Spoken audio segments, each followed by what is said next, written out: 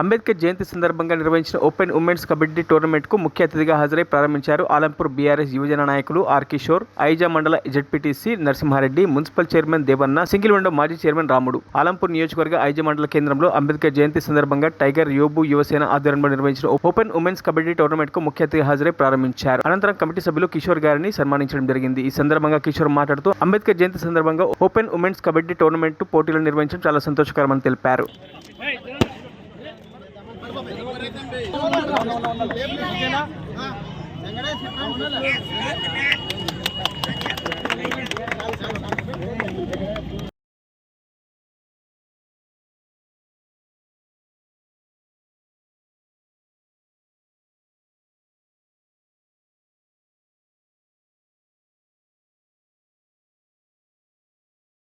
మరిన్ని అప్డేట్స్ కోసం మా ఛానల్ని సబ్స్క్రైబ్ చేయండి.